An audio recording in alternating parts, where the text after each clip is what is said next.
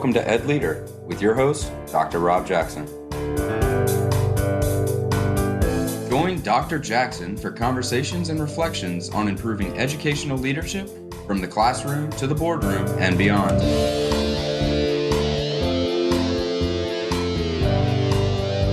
Educational leadership is an ever-evolving opportunity to make a real and lasting difference in the lives of students, parents, and the community.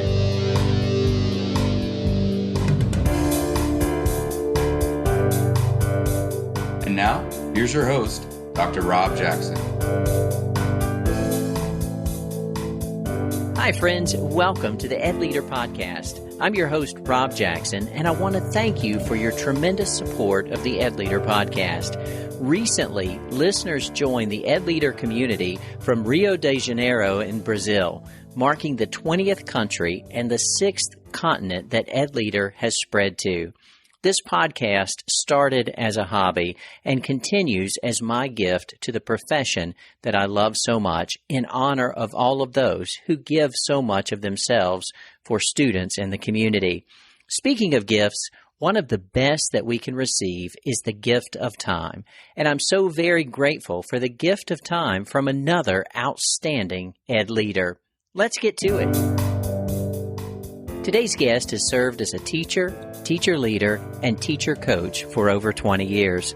She believes that human potential is limitless and describes herself as relentless in building relationships, multiplying leadership, and promoting equity. A contributor to Education Weekly and Edutopia, she earned a bachelor's degree from Maryville University, a master's of education degree from Lindenwood University, and a second master's degree from SBU. She's a nationally board certified teacher. Please help me welcome Missouri educator Erika Garcia. Erika, I am so excited to be able to spend time with you today. Thank you for being a part of the Ed Leader Podcast. Welcome. Thank you so much. Thanks for having me. I'm super excited to be a part of this. Absolutely. Well, I got to tell you, I couldn't help but reach out to you. You are actually the very first guest on the podcast here in our second year that I have never met in person. And so I'm excited about that as well, because I think that tells a bit of a story in terms of our opportunity as educators to grow our network.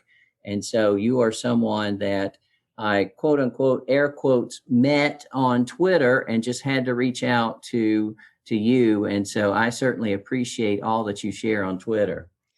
Well, I just want to say thank you so much. I also want to say how sorry I am that you haven't met me in person, because I'm a treat. However, I also want to say thank you for taking a chance on somebody that you've never met in person. Well, I tell you, I love what it says about life in 2021 in terms of our opportunities as educators. Sometimes as educators, whether we're a classroom teacher in the classroom or a school administrator in the building or someone who works in central services or a superintendent, it can be a lonely job. We don't have as much interaction with adults as we might want. And so having the opportunity to connect with other amazing ed leaders across the country and around the world is certainly a great benefit, and something that I certainly want to continue to share the message with all the educators I meet, that there is opportunity on Twitter and in social media to connect. That is, one of the things that I think really helped me keep my spirits up, if you will, about the pandemic was Twitter, truthfully and honestly. I met some amazing people, and honestly, it's tough because you're not seeing people necessarily face to face. There is this blockade because you're speaking to people in very short verses, but at the same time, it also, I think, gets you to know them because they have to hone in on what's really important to them when they're tweeting. So it's been Twitter has been a really great tool for me throughout this pandemic. Absolutely. Well, I struggle to remember exactly when I came across your account, probably in a Twitter chat or something that popped in my timeline. And I was drawn immediately to the tweet you shared. I'm sure it was incredibly profound, which is the reason I was drawn to it. But part of what drew me was this account name you have, Erika Garcia. at Flying Monkey 13. There has to be an amazing story behind at Flying Monkey 13. Where in the world did that come from? Oh, I'm giggling for a lot of reasons, but I'm I'm going to tell you that. So it started out innocent.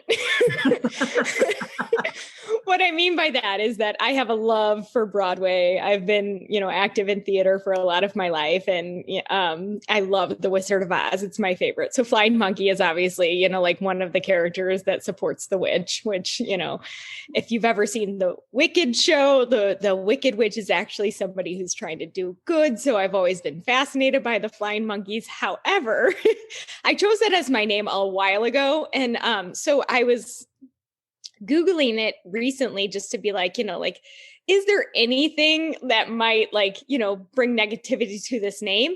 And Right. it turns out that Flying Monkey is also actually the name of a support group for narcissists. Okay. So while I love it from the drama perspective, I also kind of love it more from the narcissist perspective. Because sometimes that's me. Well, nice to own ourselves, right? To know Right. ourselves, So I just love that story. And I love being able to laugh and being able to laugh with you, even as we began this conversation and as we were getting ready to begin the conversation. It's just such a blessing, particularly in a time in our country, in our community, around the world, really, when we have so much negativity and just so much anxiety and stress. Having a moment of levity is just so important. And so I very much appreciate some of the tweets you share, because as I shared, the tweet I probably read when I first encountered you on Twitter was, I'm sure, profound, but you also have shared some tweets that really felt like literally I was laying on the floor laughing out loud. And so I appreciate those moments too. I love that. I think levity is important, especially now, but always, especially as we are, as we become administrators or leaders, because there's going to be things that we have to ask of our staff that aren't necessarily their favorite jobs. So I think about the amount of times that I've started an email to my staff about, recess and lunch duty. Like nobody wants to do that. Nobody wants to do it when it's 20 degrees below zero. So when I start off the email, like in the subject with free puppy, like everybody wants to read the email. And then it's like clickbait and by the way, I need, 42 people to do recess and lunch duty today. And it makes people giggle. And it just kind of brings about a lightheartedness to situations in which aren't always our favorite. I love it. So note to self, if I get an email with a subject line of free puppy, it might not be. I mean, if it's from me, probably not. I just love that. So in 2021, one of the terms, really, it's been a few years, but one of the terms that's really come into the lexicon is this term of influencer. And as an older person, I had to really figure out what that means when someone's called an influencer. And as I've come to understand it, it's someone who has the opportunity to share widely their thoughts or jokes or whatever it is they want to share.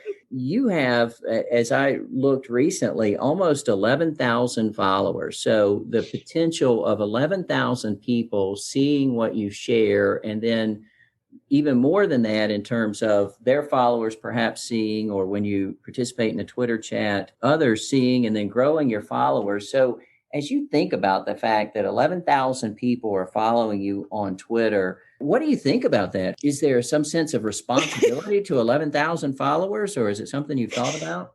I have no idea why 11,000 people follow me.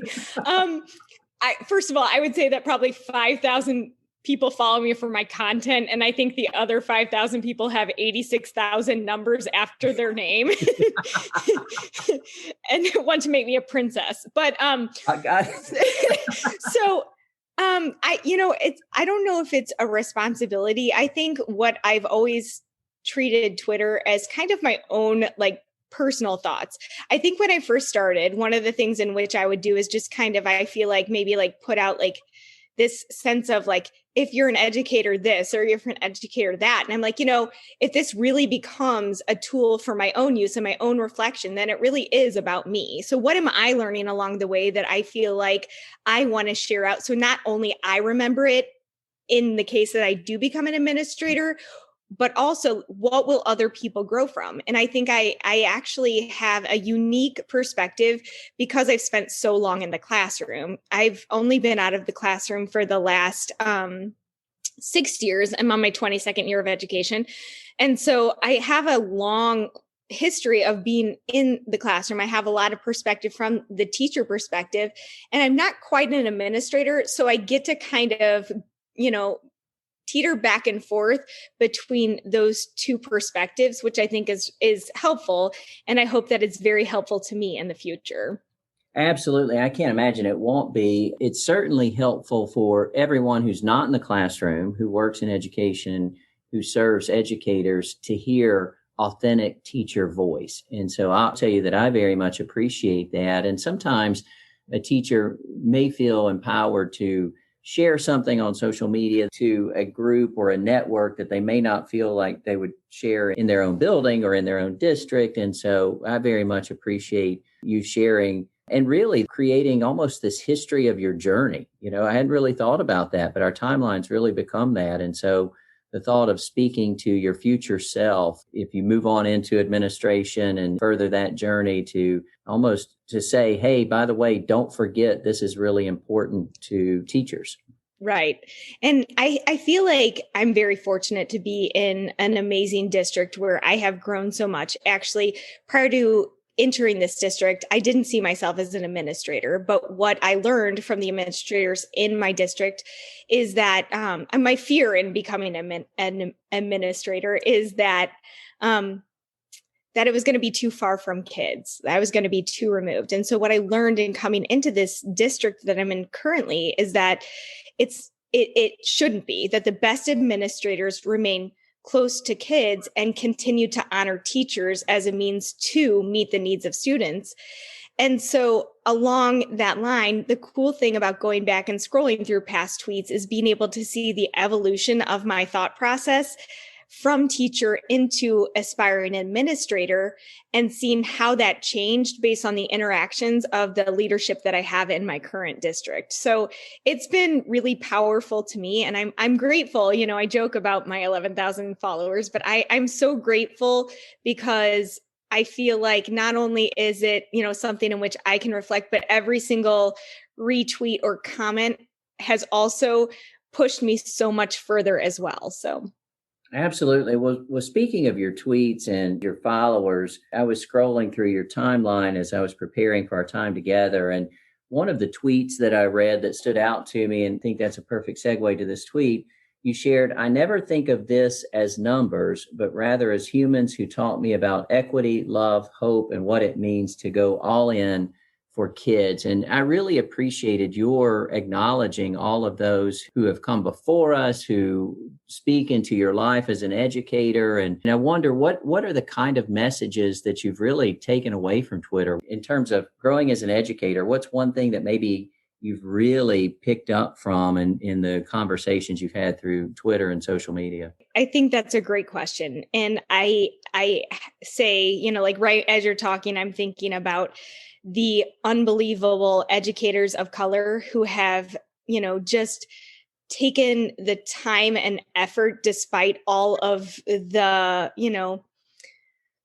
every bit of oppression, every bit of, inequity that they have faced along the way as a means to really grow people even when they're exhausted, and I understand the exhaustion. So I think from that perspective, that is, like who I would love to thank the most is, educators of color, specifically women of color, who have really, taken the time through their tweets and reflections to help people understand perspective. And so for that, I will always be so grateful for this platform. That's so powerful. You're absolutely right. And I've had the same experience too. And I'm just so humbled by and so appreciative of those who share their journey, which gives us an appreciation for what others are experiencing, and certainly helps us grow as well. And to your point, I've also noticed that educators will find others who are in similar circumstances. You mentioned female leaders, and certainly as a male, I can't fully understand all the challenges that a female may have in leadership, but another female may be able to offer words of encouragement or words of advice. And so seeing educators come together with others, and it may not just be around demographic characteristics, it certainly could be around other third grade teachers of reading or whatever the case may be. And so, I do appreciate that opportunity through the Twitter community. Absolutely. I think specifically with being women in leadership, the fact is that we have to continue to build each other up, to make sure that we are supporting one another, that we don't become overly critical, that we make sure that we're sending across the right message about our support for other people. Because honestly, it can be hard. It can be very hard to break through when you are a woman in leadership, specifically in school sometimes. So to have other people and have other women specifically that are giving you kind of not only their reflections, their thoughts, and being so generous in that, but also like giving you places of which to aspire, it's pretty amazing. Absolutely. Well, with this incredible opportunity to chat with you, I don't want to miss the opportunity to learn from your experience. And so you're in Missouri, I'm in North Carolina, and can speak ad nauseum about all the things we've been going through since March when the pandemic really began to impact us in a major way in North Carolina. Share with our listeners, what has education in Missouri been like during the pandemic? What does that look like? What are the things that you're challenged by in this time? Tell us about how it's going in Missouri. Wait, there's a pandemic? Oh, I joke. I joke. Missouri probably has a bad rap in the last few days based on, all of the things happening in the world. But it's very, obvious our numbers are growing significantly. They continue to grow, and that's been really hard. I think one of the things, so districts we have an odd situation in which we have our St. Louis city schools separated from our St. Louis county schools. So they are treated as two separate entities, even though, you could have a city school and a county school that are right down the street from one another. So that has been really, really interesting.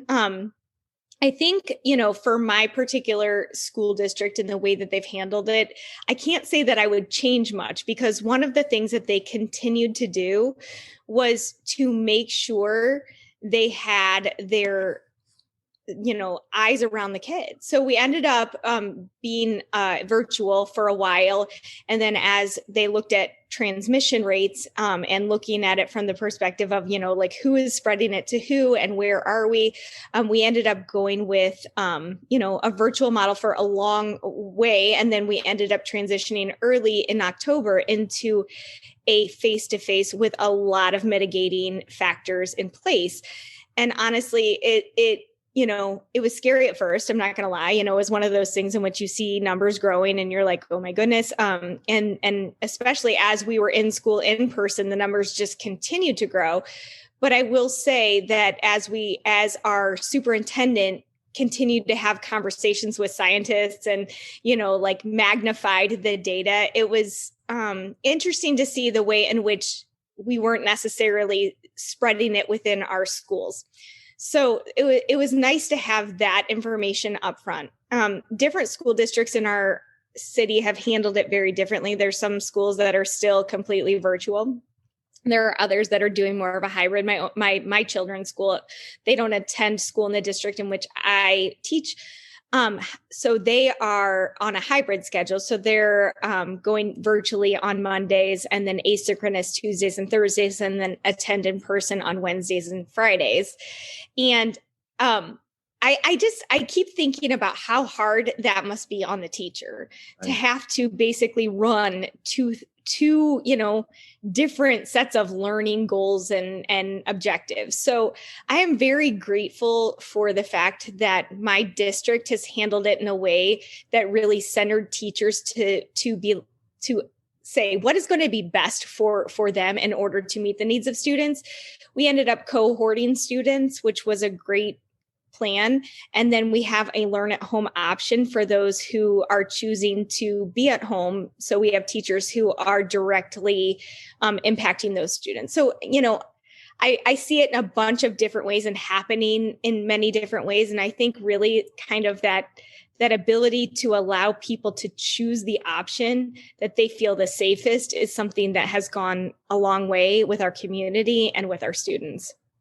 You mentioned a lot there, from communication from the superintendent around numbers and keeping the staff informed and centering teachers and cohorting. When you mentioned cohorting students, what does that mean in your district? Because that's a kind of a term that can be used in different ways across the country.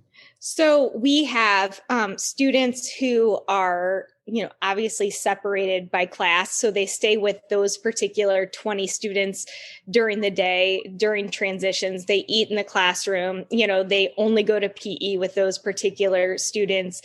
They use the mitigating factors, yet, they're always together so that we can be sure that we can be really precise in our contact tracing. And so when they are going to recess, they have one part of the playground of which they can actually play, and it's just that particular cohort. So we're not separating, the classes aren't coming together. I know that's hard on kids, but seeing them at recess and, I do recess duty, and watching them, even when they're cohorted, they are so happy, in so many ways to be back. And not to say that I think that the kids who are home aren't happy because our teachers are knocking it out of the park. But, it's one of those things in which, it really, I was worried about it because they're not crossing classes and what might that feel like. But it actually has worked out really, really well. And I feel like, as a result, our students are staying safer and not necessarily transmitting to one another. That's incredible. And, for us, it's been extremely delightful and just rewarding to see our children in school when they can be in school safely. They clearly want to be there. We want them to be there. And it's just been, for educators, a tough time trying to make sure we're doing all that we can do to keep our students safe and to weigh out all the factors that go into that. You mentioned your personal children's hybrid schedule. And so stepping back from your role as teacher and ed leader to that mother role, and thinking about your kids having different schedules each day in terms of whether they're learning synchronously or attending in person, et cetera. How's that been for you? What's your experience as mom been like? So for this, do you want me to step out of my role as queen as well? So I will say this. I don't know how people could possibly do this if they are a single parent. Like I have so much respect for anybody who is doing the majority of this work on their own. I'm fortunate enough to have a spouse who's actually staying home every single day and doing the majority of the work, because there's no way I could be a teacher, right, full time and do the job that I feel like I need to do and also meet the needs of my own kids. So, that is a challenge. And I think it's something that, we really need to consider. I think it kind of, knocks into that door of equity. And I feel like that is a really, really, it's been a tricky thing. It's always tricky when your kids are in a different place than you are, but then to have your kids on a completely different schedule and a completely different philosophy, that is really, it's hard. And I say a lot of times, like, I know I could tell you anything that's happened in my school. I can't tell you a lot of things that are happening at my children's school. I can tell you that their teachers, amazing. I'm so impressed by them. And when I hear them teaching, I'm like, oh my goodness, like I'm so grateful. But at the same time, that's, the bulk of my involvement as a result of how much I'm currently giving to my position. There's so much power in that. And I've certainly heard the same thing from parents. And particularly when I talk to educators who are reflecting on their role as parents during the pandemic, and they talk about the struggles and how tough it is my heart goes out as well to those who may not have the same resources, whether it's single parents or it's a poverty situation or the parents who have to work multiple jobs to feed their family and all of the issues that fly to the forefront in that and thinking through just how much this pandemic has just really hit all of us and hit our families and our kids. And certainly one of my concerns is post-pandemic, really understanding the learning loss that's happened in children and through children and really thinking through and being prepared to mitigate that learning loss and help students who have missed a significant amount of school. And even though we've tried to continue in a virtual model or a hybrid model, it's not the same. And so I certainly do worry about our children. But in that, I appreciate all of the silver linings that we've encountered and the shining lights that we've encountered and the teachers who are just stepping into the gap and just doing amazing things and encouraging each other. And so I again want to thank you for being so encouraging, for making me laugh out loud on multiple occasions. And I certainly want to thank you for spending time with me today. And I wonder, as we kind of wrap up our conversation, is there a message that you would have for educators in 2021 as we continue on this journey? I think my message will always be the same. Always, always, always center students. Every decision you make, every move you make, every step you take, isn't that a song? It is a song. I'm starting to sing it in my head. So I am sorry. But again, Broadway music, whatever. But no, I think keeping students in the center of every single decision that we make is always going to be so important. And as we, take a broader view and as our sphere of influence becomes greater through leadership, if we're not taking care of our teachers, then they can't take care of kids. So I feel like that is my party message, is kids are the most important part of what we do. However, kids can't be the best that they can be unless the teachers are the best that they can be. So just, it's one of those ecosystems, if you will, that just kind of will only be good if we look at our sphere of influence and continue to use that to inspire and appreciate the people who are doing the hard work. Absolutely. I couldn't agree more. And I agree that we need to keep our students front and center in every move we make, every step we take. And yes, I will be singing that for the rest of the day. Well, I mean, I think about it's the police, right? That's what that is. So I just keep thinking about that's not the song that typically comes up in the 2021. It's like, don't stand so close to me. That's more of the police vibe right now. So I'm glad we could, bring up another one of their hits. You're welcome, police. I love it. I love it. And I know you're choosing from your musical repertoire based on my age. So thank you for the police shout out. And mine. I mean, just because I look so youthful does not mean that I am not up there in the numbers. So there you go. I'm not going to touch that. So I tell you. Good choice. Good choice. I have enjoyed my time with Flying Monkey 13 and want you to just know how much I appreciate you and just encourage you in the work that you're doing every day.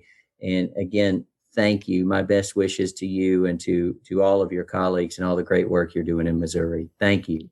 And thank you for making this narcissist feel even more special.